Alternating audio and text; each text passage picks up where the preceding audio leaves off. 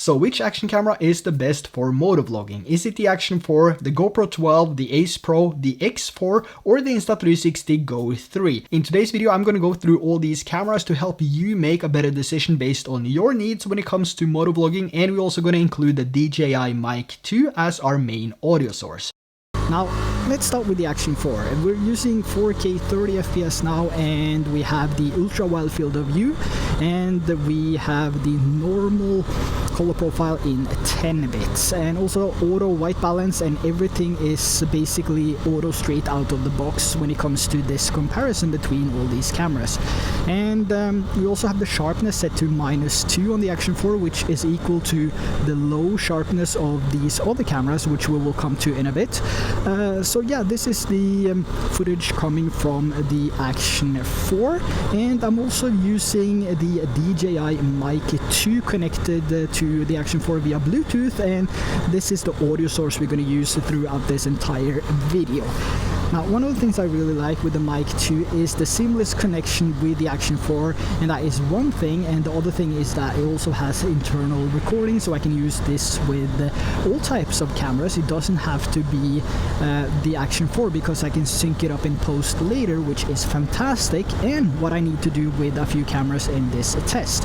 But the other thing is that with the connection of the Action 4 and the Mic 2, we do have more features to choose from, so we can select if we want to have the 32-bit float on or off, and the same goes with low cut and also the master volume, and I believe there is a few more things as well. So we have more adjustments to do to make the audio fit the different voices that we have. Some have more bass in their voice and some have less, and some voices are brighter than others and so on. So we have a few more adjustments that we can do in or with the Mic 2 and the Action 4, which is fantastic and something you won't find with any of the other cameras.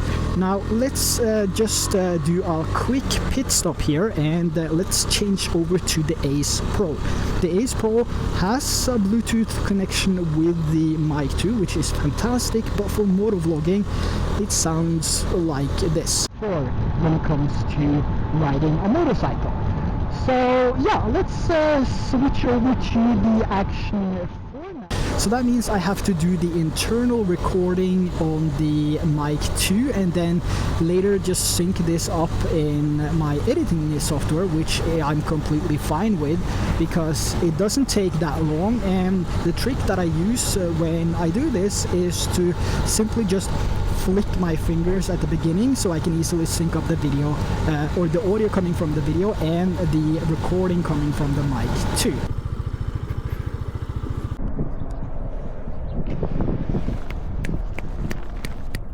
So we now switch over to the Ace Pro, and this is the audio coming from the Ace Pro's 8K sensor, shooting 4K 30 FPS, standard color profile, and also sharpness set to low, and yeah, everything set to auto. The mic I'm using is still the DJI Mic 2, but the differences here between the Ace Pro and the Action 4 is that I now have to sync it up in post. So it doesn't really matter to me anyway, because the syncing process is extremely easy. You just snap your fingers or make any sound really, which allows you to easily find the peaks in the audio, and you just stack these on top of each other in post-production in your editing software, and you're done. So that's basically what I've done.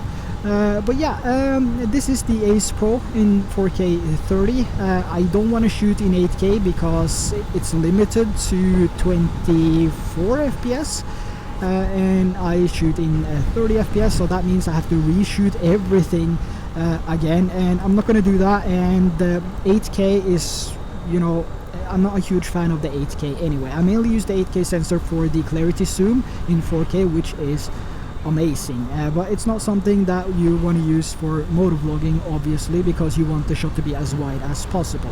So the field of view is also set to action on the Ace Pro now, and this is the widest field of view.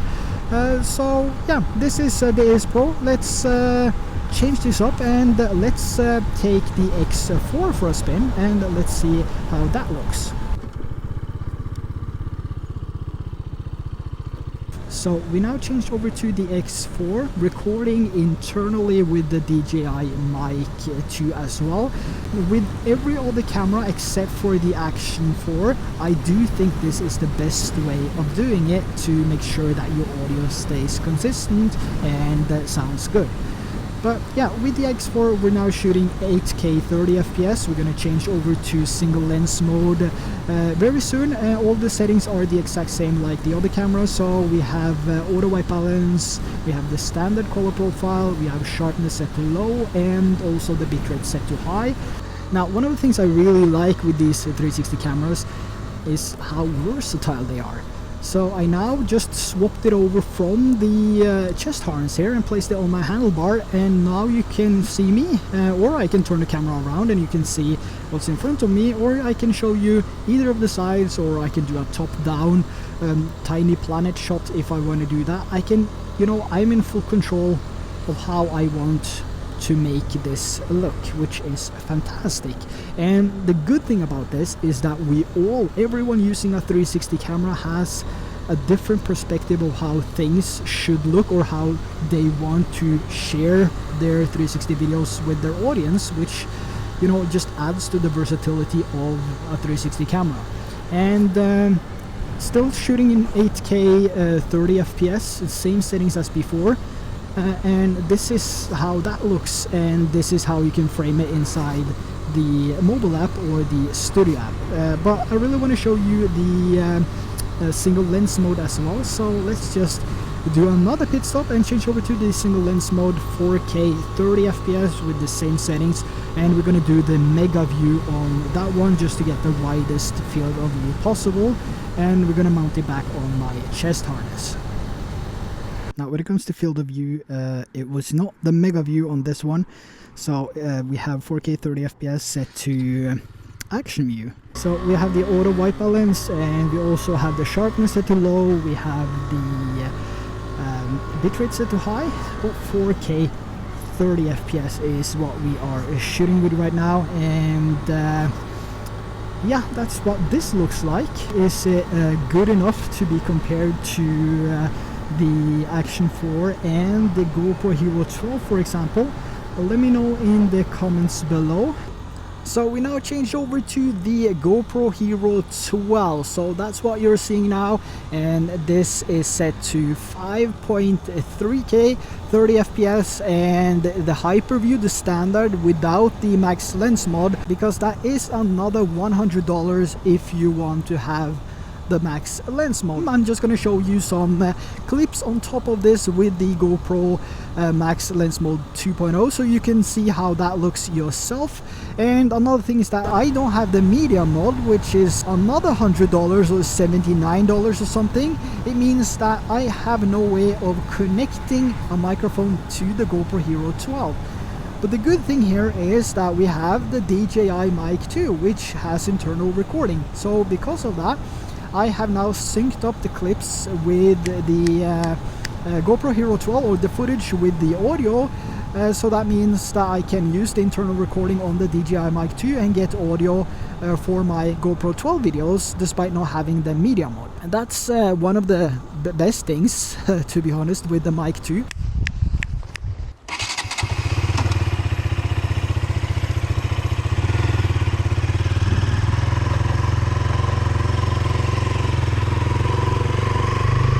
So I now switch over to the Go 3, shooting 2.7K at 30 FPS. Whether this is comparable to the other cameras which has high resolution, that's up to you to decide, but I really love this camera, and the reason I wanted to bring this into this comparison as well is because it's a huge part of my life, I would say. I use it so much, and I even use it when I'm riding a motorcycle. So whether this is a trusted competitor to the other cameras is up to you to decide, and based on your needs, but it is extremely small, versatile, and for me, riding now and using this on my helmet, I don't feel like I have a heavy brick hanging off my helmet, which is also one of the positive things. Now, one of the downsides with the Go 3 though is that it doesn't have a Bluetooth connection when it comes to microphone, so I cannot connect the DJI mic 2 directly to the Go 3 via Bluetooth. So I would need to do the same thing as I've done with the GoPro 12 and sync it up and use the internal recording of the mic 2. But for me, that works completely fine, and I have no issues doing that because the battery life of both these are pretty solid and pretty reliable. So it doesn't matter much to me if this is the step that I have to take in order to get some audio from or to get some better audio. So that's basically how I done it, and we have the same settings as well as the other cameras. So we have auto white balance, sharpness set to low, and resolution 2.7K at 30 FPS. So let me know in the comments below, can this actually, you know, keep up with the higher resolution cameras like the GoPro and the Ace Pro and the Action 4? Let me know in the comments below. Now, looking back at the footage, they all look amazing, to be honest, and I could use all of them as my motovlog setup. But there is a few things that separates these cameras, especially if you want the audio baked into your video, which I think DJI does best. So with the Action 4, you have much more control over the audio itself in terms of settings you can choose, which you don't have with these other cameras. So after a few attempts, I found something that worked pretty great. And I also took all these cameras out for a spin during sunset, and for this I used the manual settings to get the best possible image quality out of these cameras with minimal adjustments. So the shutter speed was set to 1/120 with an ISO range from 100 to 400, white balance was set to 5500 Kelvin, and I used the standard color profiles on all these cameras. And honestly, they all did a really good job with manual settings except for the Go 3, which is understandable because it's not made for low light. But I think the quality you get during a day ride and the versatility in terms of size and weight really compensates for the low light image. And if this was shot in a city, for example, where there would be a lot more lights, the results could be a little bit better on the Go 3. But I would also say that you wouldn't go wrong with either of these cameras. It's more or less your personal preference of which color you like more and how wide you want the shot to be. The Action 4 tints a little bit more towards the green side, for example, and the Ace Pro and the Go 3 tints a little bit more towards the red side, where the GoPro Hero 12 is overall warmer and the X4 is more natural to my eyes, especially when it comes to manual white balance. But that's also my personal preferences and what I see when I look at the footage coming straight out of the X4. But like I said, this is a personal preference, and you can of course change this in post, or you can change to a different Kelvin in camera as well. But to give you a fair side-by-side experience with all these cameras, every single camera had the same settings. Now for me, my favorite camera is based off of three things: versatility, image quality, and reliability. And if you watched my previous in-depth comparison, you already know that GoPro is high on the list when it comes to motovlogging because of the max lens mod 2 and the image quality. But like I said, versatility is a huge part of how I record videos when I do motovlogging, so nothing beats the versatility of the X4 really. So these two cameras would be my top picks when it comes to motovlogging, even though the Action 4 looks amazing and has the easiest connection with the mic 2. I can still record audio internally with the mic 2 and then sync it up in post later, which is fantastic. But the X4, just like the X3, allows me to capture everything without doing anything. And later I can decide how I want to frame the shots, and if I just want to have that POV look, for example, I can just enable direction lock or use the single lens mode. However, for those times I want to use or record a POV shot, I would probably prefer to use the GoPro Hero 12 or just use the 360 mode on the X4, which in my eyes looks much better than the single lens mode coming from the X4 when you do motovlogging. But it's not like I'm not going to use any of these other cameras because they all look good and they all have different features. Like the Ace Pro, for example, has this huge flip screen, which is really convenient when you want to frame yourself, and the same thing goes with the Go 3, but this can be used without the action pod as well, and not to mention the gesture control that we have with the Ace Pro and the X4. It's just fantastic how you can stop and start recording with this with just raising your palm. But You can also do this, of course, with voice commands, so you can stop and start record with voice commands if you want to do that as well. But this, like I said, comes down to personal preferences. Do you want to say stop recording, start recording, or do you just want to, you know, raise your hand? So this is all personal preferences. But if I could only choose one right now, it would probably be the X4, because I'm so used to using the X3, which has been my main go-to motovlog camera for 2 years now. And I would get the GoPro Hero 12 and the Max Lens Mod 2 instantly when they drop on sale.